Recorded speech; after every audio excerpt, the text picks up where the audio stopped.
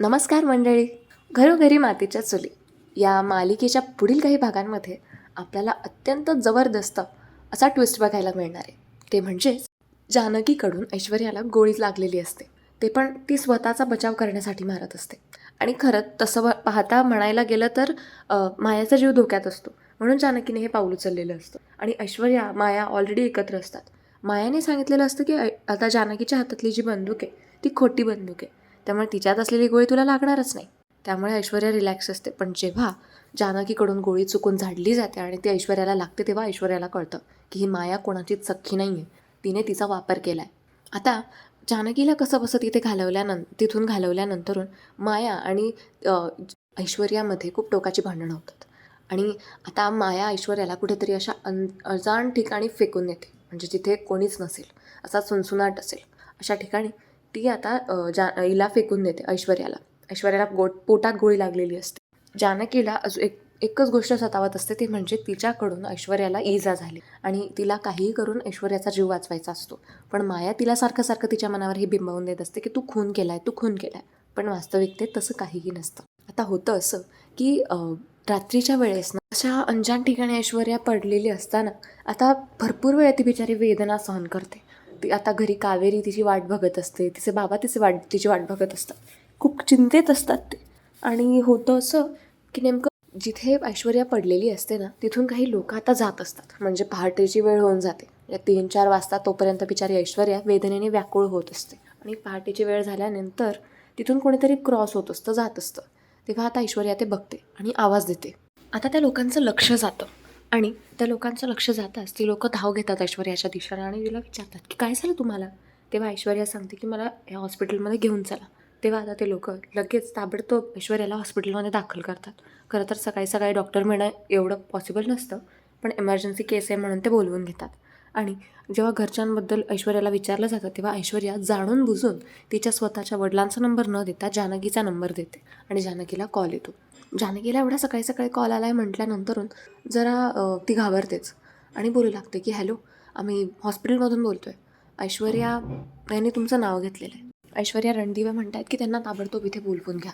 आता जानकी घाबरते, तिच्या जीवात जीव येतो कुठेतरी की नाही, थँक गॉड ऐश्वर्या मेलेली नाही, ऐश्वर्या जिवंत आहे. पण मग जानकी यासाठी घाबरलेली असते की ऐश्वर्याने तिचं नाव घेतलेलं असतं. मग आता जानकी उठते. आता जानकीच्या आवाजाने ऋषिकेश पण उठतो आणि तिला विचारतो, जानकी काय झालं आहे? हे बघ, तू काहीतरी लपवतेस माझ्यापासून, मला माहिती आहे. काय झालं आहे, मला जरा सांगशील का? तेव्हा जानकीला आता जेव्हा तो विचारतो, तेव्हा जानकी सांगते की म्हणजे जानकी सगळी हकीकत सांगून देते की तिच्याकडून ऐश्वर्याला चुकून गोळी लागलेली होती आणि तिचा खून झाला असं तिला वाटलेलं होतं. माया खरं तर हे लपवायला सांगत होती, मला लपवायचं नव्हतं. पण मग आता हे सगळं, आता ती पूर्ण ए टू झेड गोष्टी ऋषिकेशला सांगते आणि ऋषिकेश म्हणतो की ठीक आहे, आपण जायला पाहिजे हॉस्पिटलमध्ये, चला.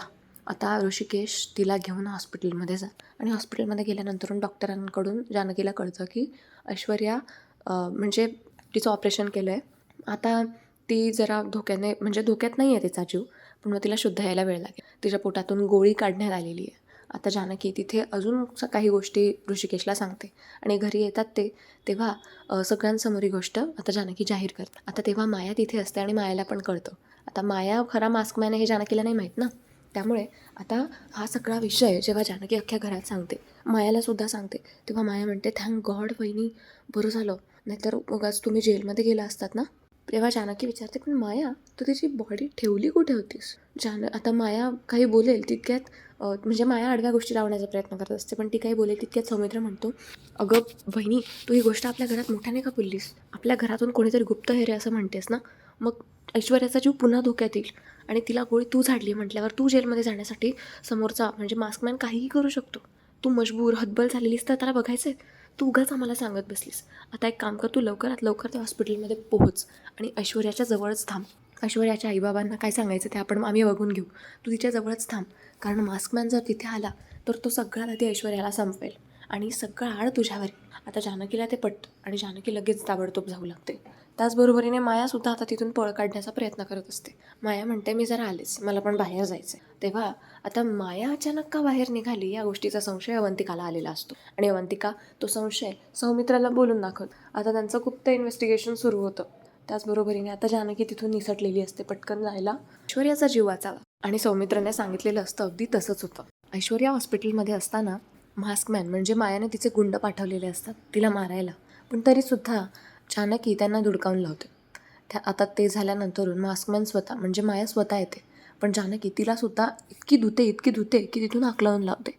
पण तिचा चेहरा काही जानकीला दिसत नाही. जानकी तो चेहरा बघण्याचा खूप प्रयत्न करत असते, पण जानकीला तो चेहराच दिसत नाही. त्यामुळे अनफॉर्च्युनेटली माया तिथून निसटून जाते.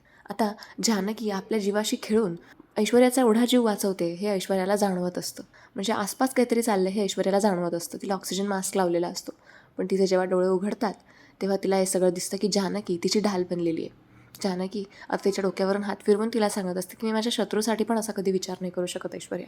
हे बघ, मला माहिती आहे माझ्यामुळे तुझा जीव धोक्यात आला, तेव्हा आता तुझा जीवसुद्धा या सगळ्या गोष्टींमधून मीच वाचवेन. तू काळजी करू नकोस, आपण यातून मार्ग काढू. पण मग हे सगळं काय चाललं आहे मला तर कळायलाच मार्ग नाही. आता ऐश्वर्या बोलण्याचा प्रयत्न करत असते, तेव्हा जानकीला कळतं की ती काहीतरी सांगण्याचा प्रयत्न करते. इकडे मायाचा आटापिटा चाललेला असतो की ऐश्वर्याला शुद्ध येता कामा नये आणि शुद्ध आल्यावर तिने जानकीला सगळं माझ्याबद्दल सांगता कामा नये. आता तेच होतं नेमकं. ऐश्वर्याला शुद्ध येते आणि ऐश्वर्या जानकीला सांगते की तुझ्या मायाला वाचवत होतीस ना, तीच खरा मास्कमॅन आहे. ती माझ्यासोबत मिळून षडयंत्र रचत होती तुझ्या विरुद्ध, आणि तिने मलासुद्धा हे सांगितलेलं नव्हतं की ती खरी मास्कमॅन आहे असं. मला हे जेव्हा कळलं तेव्हा मी वेळी सावध झाले, आणि नेमकं त्याच वेळेस तिने आपल्याला गाठलं. तुला माहिती आहे तुझ्या हातात जी बंदूक होती ना, ती बंदूक तिने दिलेली होती, राईट? ती बंदूक खोटी आहे असं तिने मला सांगितलेलं होतं, आणि तुझ्या हातून मी मरावी असा तिचा प्लॅन होता.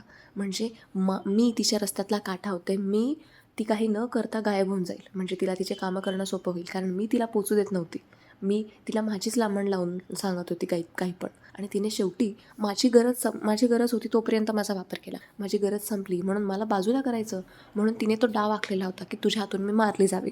आता हे सगळं जेव्हा जानकीला कळतं तेव्हा जानकी खूप संताप. म्हणजे आता ज्या दोघी मांजरींचं कधी जमलं नाही, म्हणजे ऐश्वर्या आणि जानकी, त्या दोघींची युती होते हे आपल्याला बघायला मिळणार आहे. जानकी म्हणते की ऐश्वर्या, तू हे मला सांगायला खूप उशीर करून टाकलास. अगं पण आपल्या कुटुंबाविरुद्ध कोणी असं करतं का? तुझी दुश्मनी माझ्याशी होती, पण या अशा पद्धतीने तू बदला घेतलास, बघितलंस ना, कर्माने तू सुद्धा अडकलीस. पण ठीक आहे, हरकत नाही, मी तुला आता मदतीचा हात पुढे केला आहे, तूही मला मदतीचा हात पुढे कर, किंवा आपण दोघं एकत्र येऊ. कारण तुझ्यासोबत पण तिने जे केलं ते चुकीचंच केलं. तुझा विश्वासघात केला आहे ऐश्वर्या, कळतं आहे तुला? आपण दोघं जर आता एकत्र आलो ना, तर एकत्र येऊन आपण मायाला धडा शिकवू शकतो. फक्त आपण असं नको दाखवूया आता की मला मायाबद्दल काही माहिती आहे.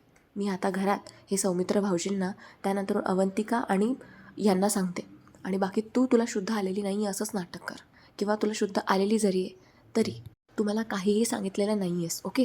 तू माझ्याबद्दल शिवाय शापच बोलशील, असा त्यांचा प्लॅनिंग ठरतो. ऐश्वर्या म्हणते, इच्छा नसताना सुद्धा जानकी तुझ्यासोबत युती करावी लागते, पण खरंच थँक्यू, तू माझा जीव वाचवलास, आणि आतापर्यंत तुझे जे काही उपकार झाले आहेत त्याबद्दल खरंच तुझा आभार कसं मानू मला कळत नाही आहे. मी खूप चुकले, मला मान्य आहे, त्यासाठी सॉरी. पण मग आता जे करू ते आपण दोघं सोबत मिळून करू. खरं तर मला विश्वास होत नाही की ऐश्वर्या असं काही बोलते, पण हो, ऐश्वर्या आणि जानकी आता दोघंही एकत्र आलेले आहेत. त्या दोघींची युती झालेली आहे, आणि मायाला आता त्यात चांगलाच धडा शिकवणार आहे. आता जानकी दुसरीकडे घरी येऊन आता सगळ्यांना सांगायचा निर्णय घेतलेला असतो तिने, पण मग ती घरी येऊन लगेच हिला डबा घेऊन जात असते ऐश्वर्याला. आता माया तिला रस्त्यात आडवी येते आणि म्हणते की ताई, ऐश्वर्याला तर शुद्ध आलेली नाही आहे ना, मग तुम्ही डबा का नेताय? तेव्हा जानकी असं भोळेपणाचं वेडेपणाचं नाटक करते आणि म्हणते की अगं, तिला शुद्ध येणार आहे, ती जगणार आहे, ती मरणार नाही आहे, म्हणून मी तिच्यासाठी डबा घेऊन चालले. आता जानकीला डबा नेताना बघत मायाला तिची दया येते आणि म्हणते की बिचारी जानकी, काही खरं नाही, ऐश्वर्या वाचणारच नाही आहे. ऐश्वर्या वाचेल या म्हणजे आशेने किती बिचारी आटापिटा करते. हां, तिला काय माहिती की ऐश्वर्या जगणारच नाही आहे असं. आता ती मायाला गैरसमज झालेला असतो, म्हणजे त्यांचा प्लॅन सक्सेसफुल झालेला असतो. जानकी आता पुन्हा हॉस्पिटलमध्ये येते, आणि हॉस्पिटलमध्येच ऋषिकेश, सौमित्र आणि अवंतिकाला बोलवून घेते. त्यांना सगळी हकीकत सांगते, आणि आता अवंतिका आणि सौमित्रसुद्धा तोच खुलासा करतात की आम्हीसुद्धा तेच बघत होतो, आणि आम्हाला कळलं आहे की माया मास्कमॅनला मिळालेली आहे. जानकी म्हणते की माया मास्कमॅनला मिळालेली नाही, मायाच मास्कमॅन आहे. आता तर आपल्यासोबत ऐश्वर्या पण आहे, आपण सगळे मिळून आता तिला धडा शिकवूयात. तेव्हा आता त्याला सगळ्यांची युती होते तिथे, ते पाची एकत्र येतात. तर मंडळी, हा होता आजचा भाग. तुम्हाला कसा वाटला कमेंट्समध्ये नक्की सांगा. भेटूया लवकरच. धन्यवाद.